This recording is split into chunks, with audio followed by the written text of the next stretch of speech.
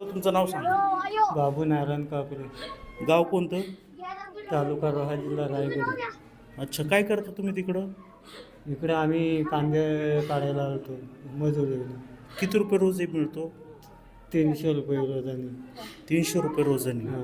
आणि तुम्ही अजून कोण आलो होतं इथं? इथं आम्ही, माझी बहीण, भाऊजी, असे 2 बिराड आलेलो इकडे आम्ही कामाला बरं. रोजाने. आणि मुलाचं नाव काय होतं? रोहित बाबू कापरे. कितवीला होता तो? 3रीला. कुठं जायचं शाळेला? तिकडे गावाकडे जायचं. मग आता शाळा सोडून तुम्ही इकडं आल्याला घेऊन? हा, मग तिकडे आम्हाला आता रोजगार नाही म्हणून इकडं आम्ही यायचो कामाला. तिकडे आमच्या इकडे भात काढणी झाली का मग कामं नाही ना तिकडे, हां. मग इकडे यायचो आम्ही कांदा लावायला. बरं, किती दिवसापूर्वी आली होती इथं? इथं आम्हाला झालं तरी 2 महिने झाले असते. बरं, कांदा लागवड खुरपायची कामं करता? बरं. आणि ह्या 2 महिन्यापासून शाळेत नव्हता? हो, गावाला जमीन आहे? गावाला जमीन आहे पण ते आमच्या इकडे एक पीक येत ना, भातच फक्त. भात सोडल्यावर काय नाही? हा, दिवाळीला भात काढलं का इकडे येतो आम्ही कामाला. बरं, ही घटना घडली तेव्हा काय झालं? कुठं होता तुम्ही? कांदे काढत होतो. तुमच्या समोर घडलं का हे? हा, बरं. कांदे काढत होतो आम्ही ना, बसलेला सावली खाली. हं. येऊन बिबट्याने मागून धरला त्याला, मानेला धरला. हे सगळ्यात आधी कोणी पाहिलं बिबट्याने धरल्याचं? बाईने काढलं. तुमच्या पत्नी आहेत का त्या? हा, ही तुमची मोठा मुलगा का? नाही बारीक. ही मोठी का? हा. आणि अजून किती मुलं आहेत तुम्हाला? दोघंच काही? नाही, 3 मुली आहेत, एक मुलगा आहे. हा शेवटचा. 3 मुलं आहेत मुली. हा शेवटचा मुलगा? हा, एक हिच्यापेक्षा मोठी आहे आणि एक लहान. मग ते तुम्ही पाणी प्यायला थांबलो होतात ना? हो, आणि पाणी पियाला बसलेलं, ते बाटली आणायला गेलो, तिला पाठवलं मी बाटली आणायला. पोराला पाणी पाहिजे, पाणी आण. मग ती पाणी आणायला गेली आणि मी त्याच्या जवळच जात होतो. तहान यायला लागली होती? हो. हां. मग ते बसलेला, ताई मला पाणी आणतं. मी बोललो तिला बाटली घेऊन ये, मी पण जाते त्याच्याकडेच बसायला थोडीशी. मागणं येऊन मी जाता जाता ओढत घेतला, मग त्याच्या पाठीवर दगडी घेऊन गेलो मी. पायाला धरून ओढतो आणि वाघ तिकडं ओढतं.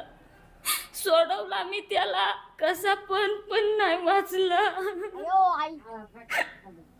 मग त्याच्या पाठीवर गेलो मी, वाघाच्या उडी टाकली.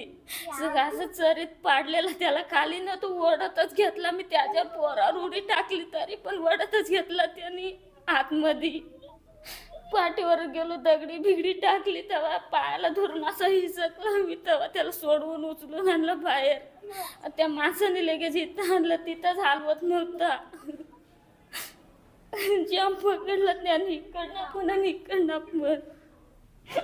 तुम्ही उडत होते, पायाला धरून तो तिकडून बिबट्या तिकडून पकडून इकडं ओढतो आणि मी इकडं ओढतो, तरी पण सोडला नाही. हातात नाही पुढं घेतलं माझ्या, तर मी दगडी अशा फेकल्या, हातात घेतलेल्या अशा दगडी धावतच अशी पुढं गेलो.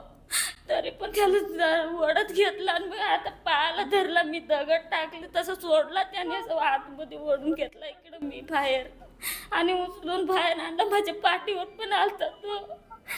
मग तो माणूस आमच्या सोबत होता, तो मालक, तो आमच्या पाठीवर आला ओरडतच. तेव्हा सोडला, मग त्याने ओरडत आम्हाला बाहेर काढला दोघांना पण. गावाला काही रोजगार नाही? तिकडे काय ना काम, एकदा भात लावणी झाली का.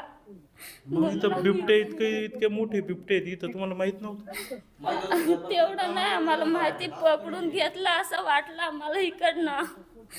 ते पकडून घेतलं ना, तर आम्हाला वाटलं इकडं पकडून घेतलं सगळं, म्हणून आम्ही इथं राहायला लागलो. नाही तर आम्ही आलोच नसतो इथं. पोटासाठी इकडे आले?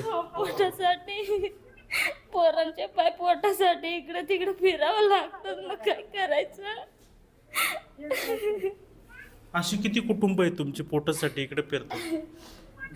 बरेच आहेत, इकडं तिकडं लांब लांब जातात.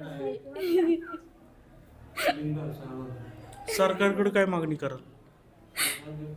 सरकारकडे काय मागणी करायची. इकडनं पकडतंय, तिकडं सोडून देतंय, तिकडनं पकडतंय, इकडं सोडून द्यायचं. मागून तरी काय मागायचं. आमची पोरं शिकार होतात, आज माझा झालाय, उद्या दुसरं पण होतील. तरी सरकार काही देणार नाही आणि काही बिबट्याला मारून देणार नाही. ते सगळं ते बिबट्या मारून तरी टाकावा त्यांनी, नाही तर आमचं जेवढं पोरं माझी आहे दुसऱ्यांची आहेत ते त्यांनी आणून द्यावं, एवढं करावा. एवढीच मागणी आहे माझी. आज माझा झालाय, उद्या दुसऱ्यांचा पण होऊ शकतं. अशी कितीक झाली तिकडं.